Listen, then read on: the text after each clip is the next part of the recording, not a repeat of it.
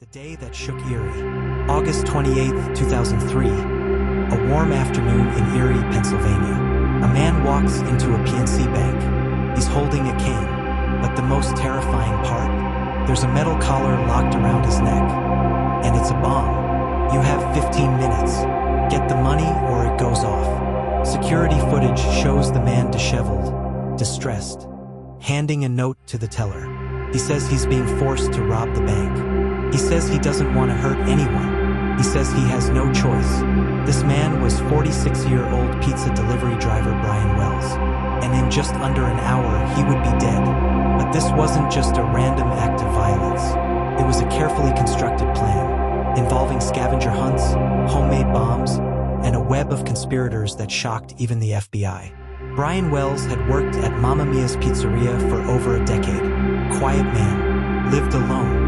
No criminal record. He was, by all accounts, ordinary.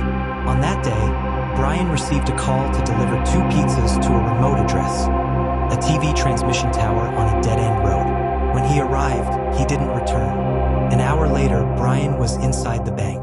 But when police surrounded him outside shortly after, he told them everything. He was ambushed, forced to wear the bomb, given a list of instructions. If he didn't follow them all, the bomb would explode. As officers waited for the bomb squad, Brian sat handcuffed in the parking lot. He pleaded, "It's going to go off." And then, it did.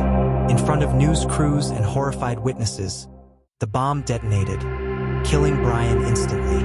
After Brian's death, police found something strange inside his car.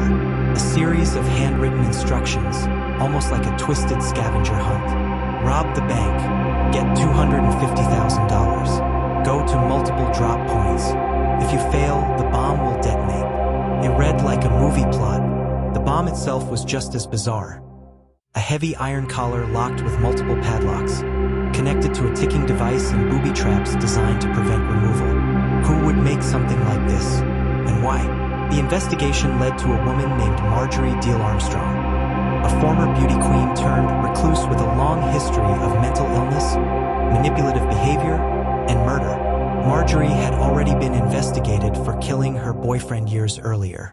Now, authorities believed she may have masterminded the entire Pizza Bomber plot. Her motive? Money. She allegedly wanted to use the bank robbery to fund a hitman to kill her own father, so she could inherit his estate. And she didn't act alone. Enter Bill Rothstein, a handyman and self-proclaimed genius. He lived near the cell tower where Brian delivered the pizzas. And just weeks after the robbery, police found something chilling in his garage, a dead body in a freezer. That body belonged to James Roden, Marjorie's ex-boyfriend. Rothstein claimed Marjorie had killed him, and that he helped hide the body. It was the break the FBI needed. Rothstein and Marjorie were connected to the bomb, the notes, and the planning. Investigators would soon uncover that multiple people, including another man named Kenneth Barnes, were all part of this bizarre, deadly plot. Here's where things get complicated. Some evidence suggested Brian Wells may have been involved in the plan, at least partially. Witnesses claimed he had been seen with the conspirators days before the robbery. Kenneth Barnes later told investigators that Brian thought the bomb was fake, part of a staged robbery, not a murder plot. But when he realized the bomb was real, it was too late. Was he a willing participant or a manipulated pawn? The FBI ultimately labeled him as a co-conspirator, not a victim, a decision that sparked controversy and outrage. In 2018, Netflix released a documentary titled Evil Genius, reigniting public interest in the case.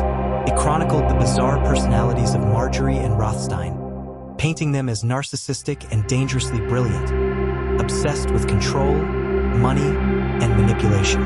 Marjorie, during her trial, erupted in courtroom rants, accused the FBI of conspiracy, and claimed innocence to the end. She died in prison in 2017.